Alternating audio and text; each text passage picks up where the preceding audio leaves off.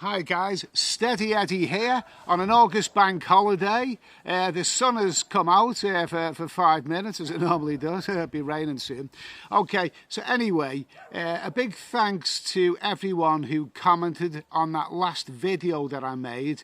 The video a couple of weeks ago where I made the big decision that I'm finally going to do it. Next year, 2024 is going to be the year that I retire abroad, okay? It's going to be the beginning of next year, middle of next year, possibly the end of next year, but I think more likely early on in the year, to be honest with you. Anyway, so we've got that. So really, what I want to talk about in this video, this brief little video, is when you make that decision that you're going to go for it, you're going to do it, you're going to make the big move. What are the first steps that you have to take in order to plan? Well, the first step that you have to take really concerns your health. Your health. Right now, I am under the National Health Insurance. You know, I'm a British citizen. We have National Health. If I, get a serious illness, I go to the hospital. If I need an operation, I go to the hospital. This isn't all free, by the way. We pay for all of this through our tax. So National Health is not free. We pay through it for all our tax. There's no such thing as free, unless we're not going to get into that. We're not going to get into cross the English Channel and a little bit. We're not going to get into all of that. Okay, we're not talking about that. Okay, let's get to the point. Right. If you're gonna retire abroad, no matter what country you go to, you must have some sort of insurance, unless you want to take a big risk. Okay, what happens if you fall ill and you need medical treatment, maybe even surgery, open heart surgery? Oh, what a horrible phrase that is. There's all kinds of things that you have to consider. And it can be worrying. You have to have insurance. I'm 61 years of age. By next year, I'll be 62. And it's like owning a car. I mean, sooner or later, the longer you keep that car, the more miles you do, the more things are inevitably going to go wrong with it. You never know. For all I know, my clutch might go next year, or worse, my gearbox might go. You just never ever know what's going to come around the corner, and you've got to be prepared for all of this. So, which health insurance or travel insurance do you use? What kind of insurance do you use when you're abroad? Well, what I've been doing is I've been scanning, to begin with, the easy way, YouTube. I've been looking at lots and lots of YouTube videos, loads of them. And the more videos I watch, the more confused I get. Right, okay, let's get down to the nitty-gritty. Okay, how healthy are you? Do you have pre-existing medical conditions? Are you physically fit to retire abroad? Is it dangerous for you to escape the safety net of the national insurance back here in the UK? And basically, some people say, if you want an operation, you're going to be waiting years for it anyway.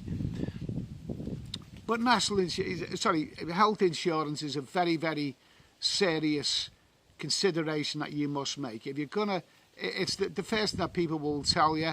And as soon as you step foot into another country, you've got to be prepared for the worst, whether you fall ill. Accident insurance and all that kind of stuff, I think that's something else here. We're going to talk about health insurance. We're going to talk about, heart attacks, the big C, kidneys, and whatever. You just never ever know. You never ever know. Personally, I've never really had any serious illnesses in my life, but let's just understand something.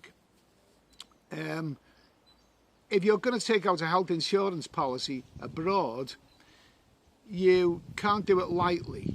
Whatever you do, and I'm not going to do it, I'm not going to just pick out the cheapest, most basic health insurance policy, pay me money, sign the form and say, right, that's it, covered now. No.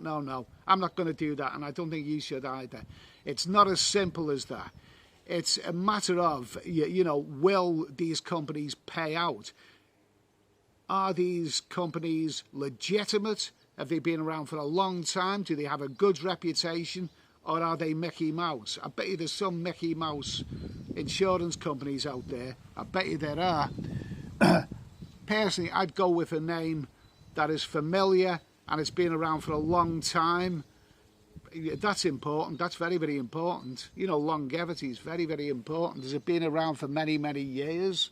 I tend to trust something, you know, that has been around for many, many years. It's got a history, and you can't buy a history. You've either got one or you haven't got one. So I will be more trusting of anything that's been around for many, many years. But I think the big issue is, you know, pre-existing medical conditions. A lot of these companies won't pay out if you haven't declared a pre-existing medical condition. Now, let's understand something. I've just said a moment ago that, you know, I've never really had any really serious issues. I'm lucky I've got to my age. You know, I've very, very rarely been in hospitals. Well, let's understand something. One of the big things that you've got to be concerned with, the sudden thing, is a heart attack. If you're abroad, a heart attack can come out of nowhere. And what are the indications of a heart attack? Well, okay. Let's just make something clear. This is not good news, but I've just been researching this on the internet. Is being diagnosed with high blood pressure a pre-existing medical condition? Now, I had to research it because I wasn't fully, you know, convinced of the answer. I looked on the internet, and it's really, when I actually Googled all of that, you know, it's quite obvious, really. If your nurse or doctor has said to you, your blood pressure is high, doesn't matter how high it is, you know, if your blood pressure is high, then that means that they're going to write on a form somewhere that you've got high blood pressure. And make no mistake about it, high blood pressure is a pre-existing medical condition. And this means that if you have a heart attack in another country and you haven't declared the fact that you've been told that you've got high blood pressure, then are they going to pay out? I wouldn't have thought so. So you do have to declare that on a health insurance form. If it says, you know, if you've got high blood pressure or have you ever had it, then you've got to declare that. I've got it right here. It's right here. This is something that I've been reading here. Here it is. Should I declare my high blood pressure? I got this off the internet. We don't need to know which company, but it's just a, you know, a brief little thing. Should I declare my high blood pressure? The quick answer to this question is yes. You should always tell your insurer about your high blood pressure, even if it's being well managed through medication. High blood pressure is considered to be a pre-existing medical condition by insurance. That means it is an important fact that will directly affect the kind of policy you need, and the chances of you claiming are going to be higher. If you don't tell them, and then you need to claim as a result of the condition, then your policy might not pay out, okay? So in other words, if you've been told that you've got high blood pressure, and if you've had to take medication, and of course you have to tell them what medication that you've been taking over the years, if you don't declare that, then come the time when you've got to have a heart attack abroad, then they may not pay out. You know, all that you may need, open heart surgery, they might not pay out, and it may cost you an absolute fortune, You know, so Google that bit. That's it. I mean, it's heart attacks. It just seems to me that that's the main issue. I mean, you know, nothing in this world is guaranteed, is it? Absolutely nothing in this world is guaranteed. Nothing. I know people who've had heart attacks who appear to be perfectly healthy, and they haven't even made it to the hospital. They've just died on the spot. It does happen. It does happen. You know, all the insurance in the world is not going to help you then. You know, you have to take chances in this world. Nothing's watertight. Nothing is guaranteed.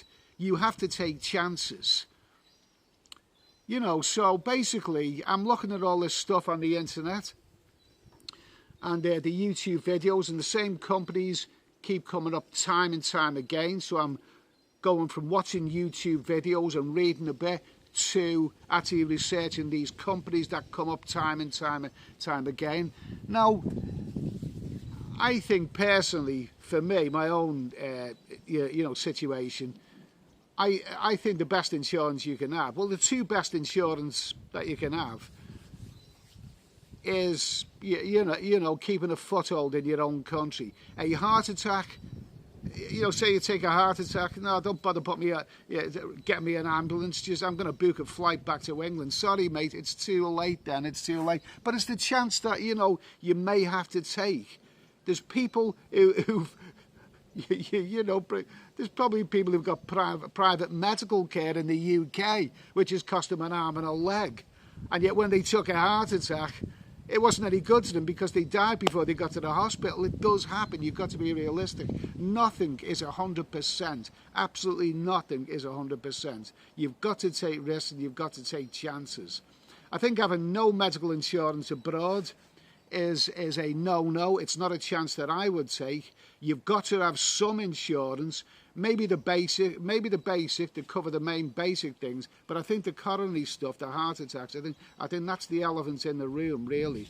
And really, if you've got any history of high blood pressure, you do have to put that on the form when you are getting health insurance or travel insurance for going abroad, because if you don't, and the worst comes to the worst, it will come back to bite you on the bum. It really, really will. So, yeah, you know, it's there's no clear answers at all. But I've made my mind up that next year I'm going to be retiring abroad.